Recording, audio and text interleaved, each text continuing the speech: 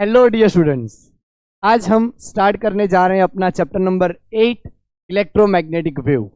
Electromagnetic wave के बारे में हम डिस्कशन करेंगे, लेकिन हमारा पहला लेक्चर रहेगा डिस्प्लेसमेंट करंट। डिस्प्लेसमेंट करंट किस तरह से बनता है, उसकी इक्वेशन क्या आती है। फ्रेंड्स, इलेक्ट्रोमैग्नेटिक वेव जिसके बारे में सबसे ज़्यादा कंफ्यूजन थी, राइट, तो मैक्सवेल ने 4 इक्वेशन के जरिए प्रूव करा कि इलेक्ट्रिक और मैग्नेटिक फील्ड से बना ये इलेक्ट्रोमैग्नेटिक वेव इनसेपरेबल है। जिस तरह से राधा कृष्ण एक ही है, उसी तरह से जो इलेक्ट्रिक और मैग्नेटिक फील्ड है उनको भी हम सेपरेट नहीं कर सकते, राइट। क्यों सेपरेट नहीं कर सकते? क्योंकि हमने यहाँ पे चैप्टर 4 में पढ़ा था कि अगर आप किसी वायर में से इलेक्ट्रिक करंट पास करते हो तो उसके आसपास मैग्नेटिक फील्ड इंड्यूस होता है, जनरेट होता है, राइट। अगर किसी कंडक्टिंग वायर में से आपने करंट पास करा, ओके, तो करंट क्या करेगा? चार्ज का मोशन रहेगा तो वो मैग्नेटिक फील्ड प्रोड्यूस करेगा। ओके, तो करंट यानी कि इलेक्ट्रिक फील्ड का सोर्स, उसने मैग्नेटिक फील्ड जनरेट करा।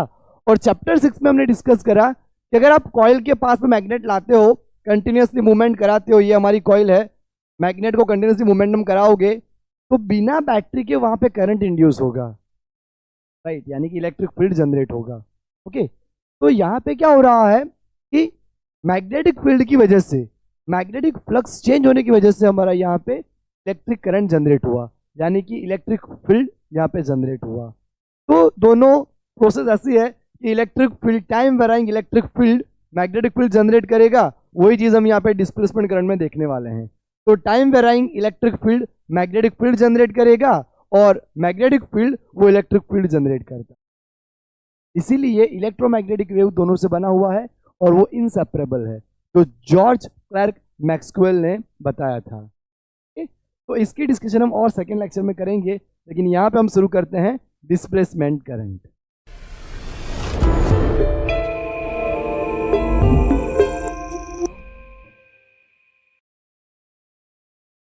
सबसे पहले मैं यहाँ पे टाइटल लगाऊंगा chapter number 8 electromagnetic wave. Friends, एक बार वापस बता रहा हूं कि जैसे कि आप पूरा वर्ड पढ़ोगे इलेक्ट्रोमैग्नेटिक, यानी उसमें इलेक्ट्रिक फील्ड भी प्रेजेंट है और मैग्नेटिक फील्ड भी प्रेजेंट है।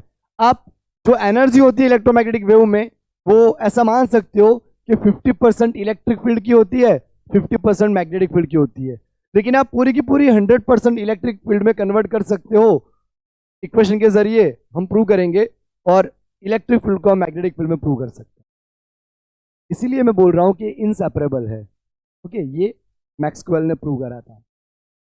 मैक्सवेल को एक और चीज की कमी महसूस हुई जब उन्होंने ampere circuit law charging capacitor के लिए अंदर की तरफ अप्लाई करा।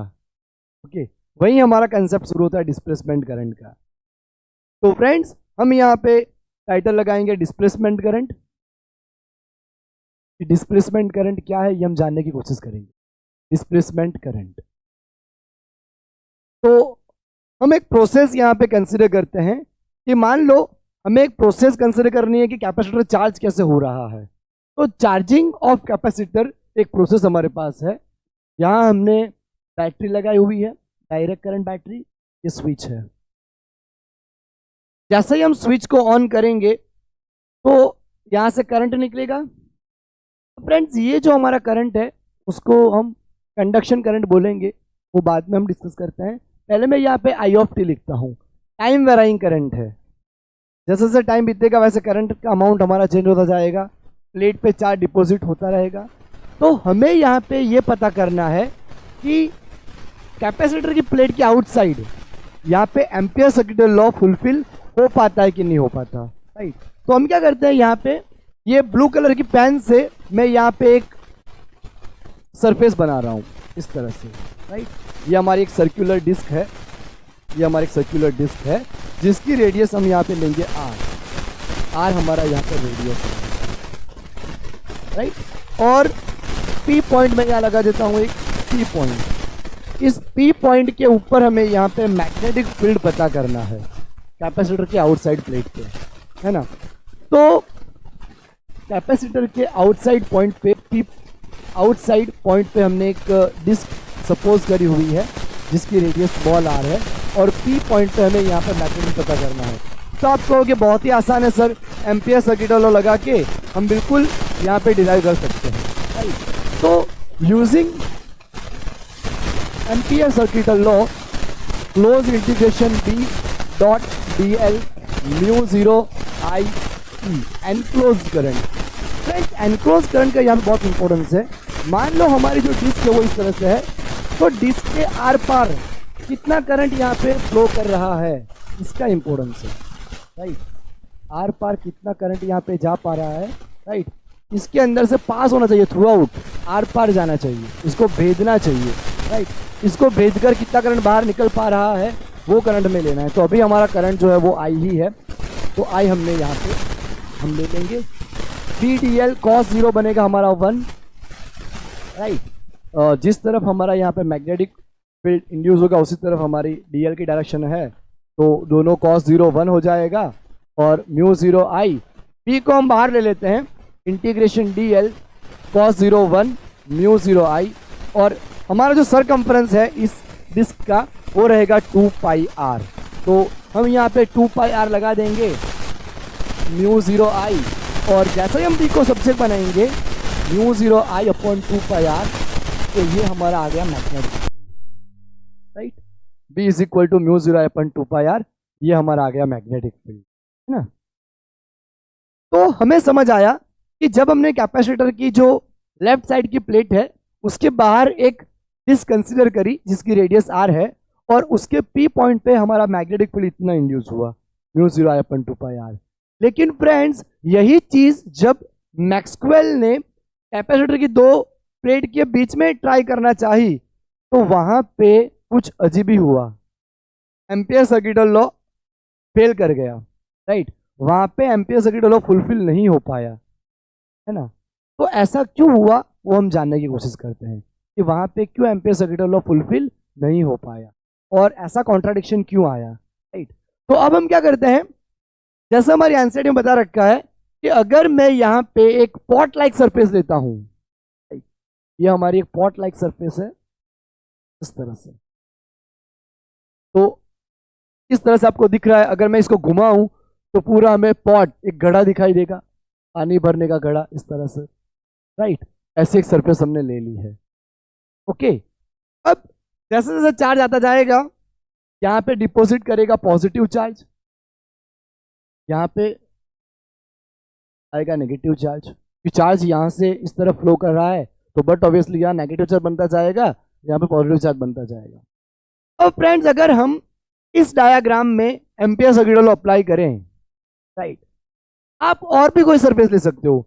जैसे हमारी एनसीईआरटी में एक और सरफेस ले रखी है टिफिन बॉक्स लाइक सरफेस, अगर मैं इसको मिटा के यहाँ पे टिफिन बॉक्स लाइक सरफेस ले लूं, हमारा टिफिन बॉक्स आता है ना इस तरह से, इस तरह से ये बॉटम है हमारा और ये डिब्बे हैं अंदर के, तो हमें तो सिर्फ ये और यही ध्यान पे लेना है। तो अगर हमारी सरफेस हम टिफिन बॉक्स लाइक सरफेस ले लें इस तरह से, राइट, तो मैं यहां पे एक पॉइंट कंसीडर कर लेता हूं एम पॉइंट। अब मैंने इस तरह सरफेस ली है जिसका एक सिरा, एक एंड बाहर की तरफ है और बॉटम जो है वो दोनों प्लेट के बीच में कहीं पे लाई कर रहा है। कैपेसिटर के अंदर जो कैपेसिटर हमारी चार्जिंग प्रोसेस में हमने लिया हुआ है उसके दोनों प्लेट के अंदर की साइड यहाँ पे हमारे पास उसका बॉटम वाला साइड है, ठीक है। अब आप देखिए कि जब मैक्सवेल ने यहाँ पे एम्पियर सर्किट लॉ लगाने की ट्राई करी तो वो एम्पियर सर्किट लॉ फुलफिल नहीं हो पाया, फेल कर गया, राइट। तो ऐसा क्यों हुआ वो हम समझते हैं पहले। यहाँ पे using ampere circuit law at M point या अंदर की तरफ, तो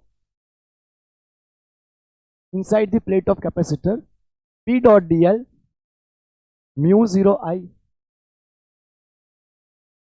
P dl cos 0 1 mu 0 I, P बाहर निकल जाएगा, इंटीग्रेशन dl 2 pi r आएगा जो भी रेडियस होगी mu 0।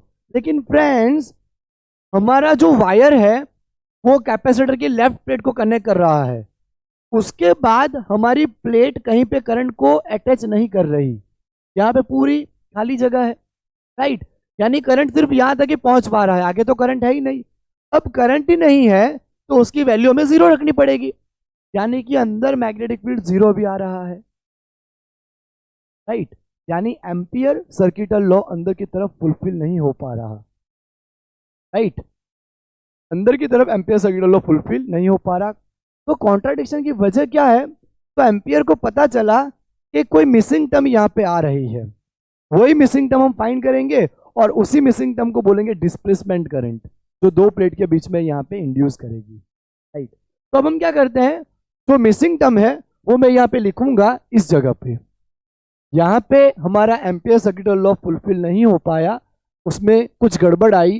गड़बड़ क्यों आई? क्योंकि अंदर की तरफ यहाँ पे करंट फ्लो नहीं हो रहा है, डायरेक्ट करंट, जो कि हम कंडक्शन करंट बोलेंगे उसको, राइट।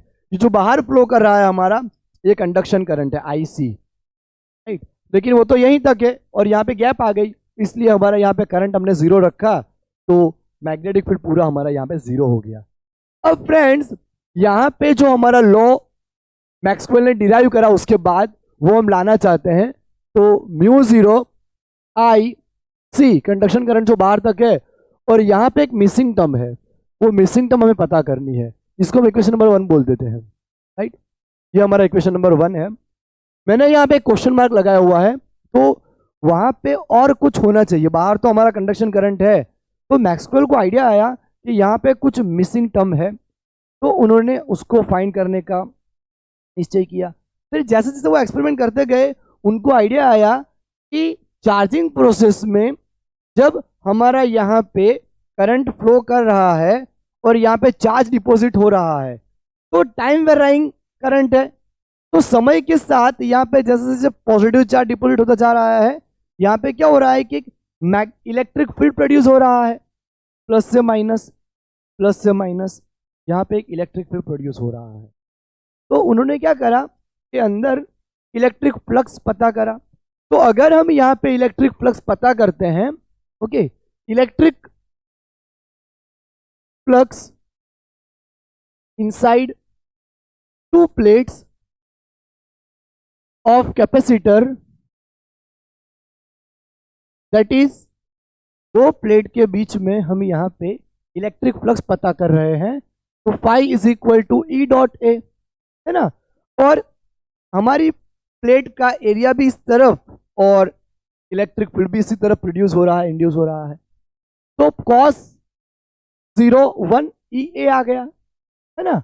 अब फ्रेंड्स, आपको पता है कि दो प्लेट के बीच का जो इलेक्ट्रिक फील्ड आता है वो कितना आता है, sigma upon epsilon not, right. अगर आपको याद ना हो तो मैं याद दिला दूं कि एक पहली प्लेट की वजह से सिग्मा अपॉन 2 एप्सिलॉन नॉट, क्योंकि पॉजिटिव चार्ज है, दूसरी प्लेट पे नेगेटिव चार्ज है, तो दोनों की डायरेक्शन सेम आएगी। पॉजिटिव में से इलेक्ट्रिक फील्ड बाहर निकलेगा, नेगेटिव में इलेक्ट्रिक फील्ड अंदर की तरफ रहेगा, तो दोनों की डायरेक्शन सेम आने की वजह से पहली प्लेट की वजह से सिग्मा अपॉन 2 एप्सिलॉन 0 और दूसरी प्लेट की वजह से सिग्मा अपॉन एप्सिलॉन 0, तो यहाँ पे हो जाएगा 2 सिग्मा अपॉन 2 एप्सिलॉन 0, ठीक। और 2 2 कैंसल, सही है ना। तो हमें यहाँ पे इलेक्ट्रिक फील्ड मिल गया सिग्मा अपॉन एप्सिलॉन 0, जहाँ पे सिग्मा हमारी सरफेस चार्ज डेंसिटी रहेगी और एप्सिलॉन नॉट वैक्यूम परमिटिविटी रहेगी, है ना फ्रेंड्स। अब देखो, अगर मैं यहाँ पे ई की वैल्यू रख देता हूँ तो sigma upon epsilon naught into A, but हमें ये भी पता है कि सिग्मा की वैल्यू जो आती है वो क्या आएगी, charge upon area, epsilon naught into A से ए कट जाएगा, राइट। यानी एरिया पर डिपेंड नहीं कर रहा वो। Phi is equal to Q upon epsilon naught. अब फ्रेंड्स, हम यहाँ पे देख पा रहे हैं कि चार्ज जो है वो डिपॉजिट होता जा रहा है, यानी कि टाइम के रिस्पेक्ट में वो चेंज हो रहा है ना। तो हम क्या करते हैं कि डिफरेंशिएशन कर लेते हैं, differentiating this term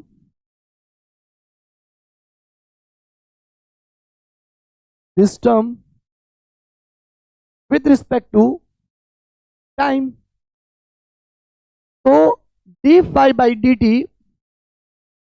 is equal to 1 अपन एप्सिलॉन नॉट, एप्सिलॉन तो कांस्टेंट रहेगा, चेंज करेगा यहाँ पे चार्ज dq by dt, तो d phi by dt dq by dt I upon epsilon zero. तो एप्सिलॉन जीरो को अगर हम यहाँ ऊपर ले आएंगे तो epsilon zero D phi by D T. अब फ्रेंड्स ये जो dq बाई dt आया, dq बाई dt, इसको उन्होंने बोला डिस्प्लेसमेंट करंट। ये हमारा डिस्प्लेसमेंट करंट कहलाया, epsilon zero D phi by D T. ये हमारा इलेक्ट्रिक फ्लक्स का चेंज है। तो डिस्प्लेसमेंट करंट आईडी हमारा क्या आया, epsilon zero D phi by D T.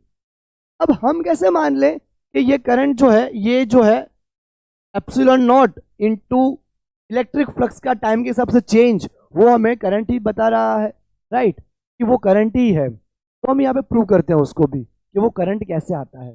तो आपको ध्यान रखना है, मैक्सवेल ने डिराइव करा कि यहाँ पे एप्सिलॉन नॉट के साथ मल्टीपल में जो इलेक्ट्रिक फ्लक्स टाइम के हिसाब से चेंज हो रहा है, वो दोनों का मल्टीप्लाई होके वो करंट बन रहा है।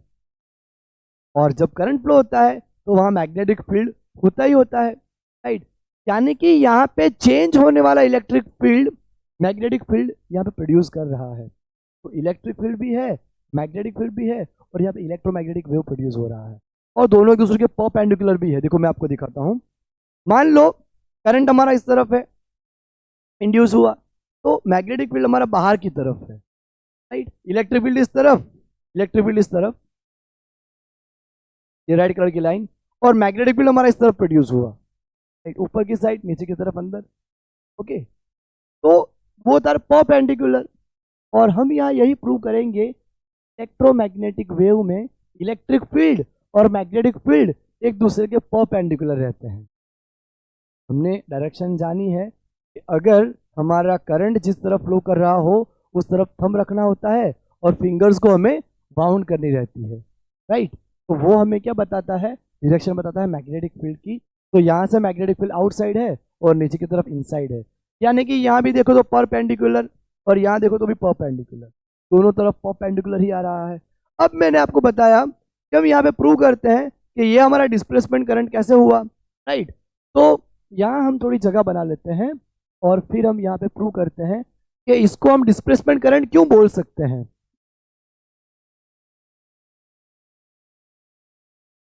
फ्रेंड्स यहाँ पे मैं इसको प्रूव करता हूँ डायमेंशनल फॉर्मूला से।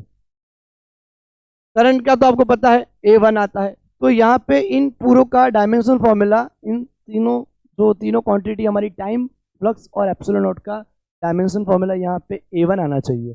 तो पहले हम डिराइव करते हैं एप्सिलॉन नॉट का। एप्सिलॉन नॉट ऊपर आ जाएगा, charge charge coulomb square newton into metre square. पहले हम सब क्वांटिटी को रखते हैं यहाँ पे। तो coulomb square newton into metre square, ये यूनिट आया किसका, एप्सिलॉन नॉट का। फ्लक्स हमारा क्या आता है, फ्लक्स आता है इलेक्ट्रिक फील्ड इंटू एरिया। अब हमने पहले यहाँ पे एप्सिलॉन नॉट का लिख लिया यूनिट, अब इलेक्ट्रिक फील्ड का न्यूटन पर कूलम और एरिया का metre square. Newton newton, metre square coulomb coulomb cancel, और यहाँ बचा टाइम, राइट। टाइम का हमारा क्या आएगा, सेकेंड, कूलम पर सेकेंड, यानी हो गया हमारा एम्पियर, आ गया ना। तो हमने यहाँ प्रूव करा कि एप्सिलॉन नॉट और फ्लक्स का रेट जो हो रहा है इलेक्ट्रिक फ्लक्स का, वो यहाँ पे एम्पियर आ रहा है, A1, यानी करंट ही आ रहा है। तो हमें मिल गई मिसिंग टर्म। अगर अब इस इक्वेशन को हम सब्स्टिट्यूट करते हैं इक्वेशन 1 में, सब्स्टिट्यूट इट इन इक्वेशन 1। अगर इसको फ्रेंड्स हम इक्वेशन 1 में यहाँ पे रख दें तो close integration B dot DL is equal to mu 0 IC plus ID, और ID हमारा यहाँ पे डिस्प्लेसमेंट करंट शो कर रहा है। तो mu 0 IC plus epsilon naught D phi E by D T. अगर मैं यहाँ पे म्यू 0 को अंदर मल्टीप्लाई कर लूँ तो mu 0 IC plus mu 0 epsilon 0 D phi E by D T. तो ये फ्रेंड्स हमारा नया जो इक्वेशन बना, इसको बोलते हैं ampere Maxwell law. It is called, क्योंकि एम्पियर सर्किटल लॉ का यूज करा मैक्सवेल ने और नया इक्वेशन डिराइव करा, तो it is called ampere Maxwell law. तो अगर आपको एम्पियर मैक्सवेल लॉ का डेरिवेशन पूछे बोर्ड में तो ये आप कर सकते हो, सिर्फ डिस्प्लेसमेंट करंट पूछे तो ये आप कर सकते हो। तो यहाँ पे टाइम के साथ जो वेराई होने वाला अंदर इलेक्ट्रिक फील्ड आया, तो वो क्या इंड्यूस कर रहा है, यहाँ पे डिस्प्लेसमेंट करंट इंड्यूस कर रहा है। यानी फ्रेंड्स यहाँ पे जो टोटल करंट आता है, यहाँ पे ये जो हमारा आया टोटल करंट आया IC प्लस ID, यानी करंट यहाँ पे हमारे दो फॉर्मेट पर रहेगा। बाहर का जो करंट होगा कैपेसिटर का वो कंडक्शन करंट कहलाएगा, और अंदर जो रहेगा वो हमारा डिस्प्लेसमेंट करंट कहलाएगा। तो टोटल करंट हमारा I क्या आएगा यहाँ पे, IC प्लस ID, है ना, IC प्लस ID। अब हम यहाँ पे आगे करते हैं कि अगर हमें प्रूव करना हो कि कंडक्शन करंट और डिस्प्लेसमेंट करंट सेम आते हैं कि नहीं आते, तो वो हम यहाँ पे प्रूव कर सकते हैं, राइट। यानी कि न्यूमेरिकल्स में वो चीज़ आपको बहुत ही हेल्पफुल रहने वाली है कि डिस्प्लेसमेंट करंट और कंडक्शन करंट सेम आते हैं या नहीं आते। देखो फ्रेंड्स, आउटसाइड जो है, मैं वापस एक बार इक्वेशन लिखूंगा, B.dl is equal to μ0 IC plus ID। अगर हम बात करें आउटसाइड की, यानी कैपेसिटर के बाहर के पॉइंट की, तो बाहर क्या होता है, ID नहीं रहता, बाहर की तरफ सिर्फ कंडक्शन करंट है। तो टोटल करंट हमारा जो आएगा B.dl μ0 I टोटल करंट, तो किसके बराबर रहेगा, ID 0 आएगा, IC के बराबर। इसका मतलब यहाँ पे टोटल करंट कंडक्शन के फॉर्म में ही है। जो भी हमारा टोटल करंट आ रहा है आउटसाइड कंडक्शन करंट, वो टोटल करंट I के बराबर ही आ रहा है। अगर मैं बात करूँ इनसाइड पॉइंट की, यहाँ की, राइट, तो वहाँ पे close integration B.dl μ0 IC plus ID, तो अंदर की तरफ ID तो है, IC नहीं है, तो यहाँ पे हमें IC 0 लेना पड़ेगा। तो B.dl is equal to μ0 ID, right. तो यहाँ पे टोटल करंट किसके बराबर आया, ID के बराबर। तो टोटल करंट एक बार ID के बराबर आता है अंदर की तरफ, और बाहर की तरफ IC के बराबर आता है। यानी कि यहाँ पे ये प्रूव होता है कि डिस्प्लेसमेंट करंट जितना रहेगा उतना ही हमारा कंडक्शन करंट भी रहेगा। तो बहुत सारे न्यूमेरिकल्स ऐसे आते हैं, तो आपको ध्यान रखना है कि ऐसे सिचुएशन में यहाँ पे कंडक्शन करंट और डिस्प्लेसमेंट करंट सेम रहने चाहिए, राइट। फ्रेंड्स, ये था हमारा डिस्प्लेसमेंट करंट का कंसेप्ट, राइट। इलेक्ट्रोमैग्नेटिक वेव कैसे प्रोड्यूस होता है वो भी मैंने आपको बताया, और डिस्प्लेसमेंट करंट और कंडक्शन करंट में क्या अंतर है वो भी मैंने आपको बताया। अब हम यहाँ पे 3 न्यूमेरिकल करते हैं जो कि नीट में आ चुके हैं। फ्रेंड्स, हमने 3 क्वेश्चन यहाँ पे लिखे हैं, तीनों हमारे नीट के क्वेश्चन है। पहला नीट 2021 का है। A capacitor of capacitance C is connected across AC source of voltage V. Voltage is given by V is equal to sin omega t. The displacement current between the plates of the capacitor would then be given by. तो हमें पता है कि charge कितना होता है, Q is equal to CV, और हमें यहाँ पे डिस्प्लेसमेंट करंट लाना है, तो हम करेंगे डिफरेंशिएशन, राइट। तो dq by dt, कैपेसिटेंस तो ऑलवेज कांस्टेंट रहता है, तो यहाँ पे हम dv by dt लेंगे। dq by dt हमें यहाँ मिल जाएगा डिस्प्लेसमेंट करंट, राइट। और वो कितना आएगा, तो हमें यहाँ डिफरेंशिएशन करना पड़ेगा v का, जो कि बता रखा है v0 sin omega t। Okay, अब देखो id is equal to c, v0 हमारा आउटसाइड आ जाएगा, और अब हम डिफरेंशिएशन करेंगे यहाँ पे sin ओमेगा t का, तो id हमें मिलेगा cv0, और sin ओमेगा t का डिफरेंशिएशन आएगा ओमेगा, और साइन का हो जाएगा cos ओमेगा टी। ये हमारे पास वैल्यू आ गई, तो हमारा आंसर आया CV0 omega, CV0 omega cos omega T, यानी कि आंसर आया ए। ये तो साइन है ए, तो हमें आंसर मिल गया ए। अब हम ये वाला करते हैं, नीट 2019 में आया हुआ है। इसमें बोला गया है parallel plate capacitor of capacitance 20 microfarad, 20 microfarad is being charged by a voltage source whose potential is changing at the rate of 3 volt per second, dV by dt, that is 3 volt per second, और capacitor जो है that is given 20 microfarad 10⁻⁻6 farad, है ना। The conduction current through the connecting wire and the displacement current to the plate between capacitor that would be respectively. Conduction current displacement current दोनों पूछा है, जैसे कि हमें पता है दोनों सेम रहते हैं, तो हम यहाँ पे यही चीज Q is equal to CV लेकर कर लेते हैं।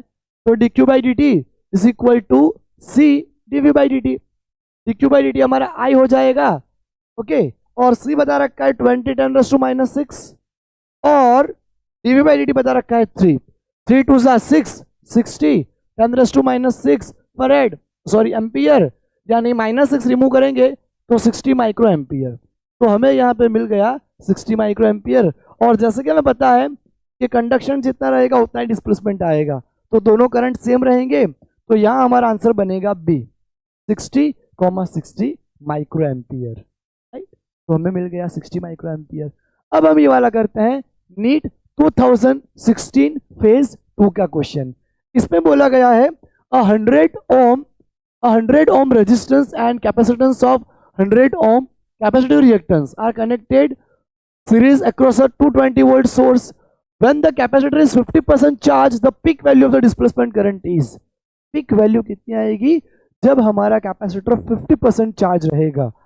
तो V is equal to I R, V R M S is equal to I R M S into Z. Right, तो हमें डिस्प्लेसमेंट करंट की पीक वैल्यू चाहिए, तो आई आर एम एस हमारा हो जाएगा V R M S by Z. I R M S क्या आएगा?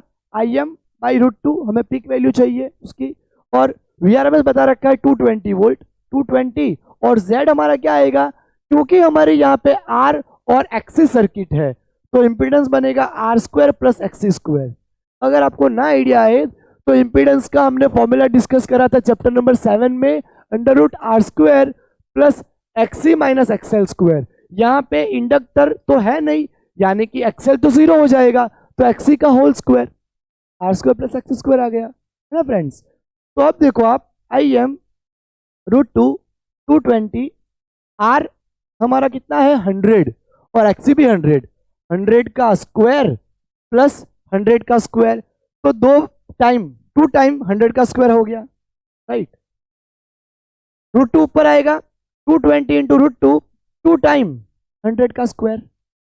राइट, 100 का अगर हम स्क्वायर रूट निकालेंगे तो यहाँ पे आ जाएगा 100। √2 कैंसिल, 0 0 कैंसिल, तो 2.2 एम्पियर आया। तो हमें यहाँ पे आई एम की वैल्यू कितनी मिली? 2.2 एम्पियर। तो आंसर आया हमारा सी। तो इस तरीके से हमने नीट में पूछे गए तीनों न्यूमेरिकल डिस्प्लेसमेंट करंट के जरिए सॉल्व करे। तो फ्रेंड्स, इस तरह से डिस्प्लेसमेंट करंट का अगर आपको कंसेप्ट समझ आ गया, तो अब देखिए कि Q is equal to CV का सिर्फ डिफरेंशिएशन करना है, तो आप क्वेश्चंस निकाल सकते हो। राइट, अब हम मिलेंगे अपने नेक्स्ट लेक्चर में, तब तक आप करते रहिए अच्छे से पढ़ाई। मिलते हैं, बाय एवरीवन।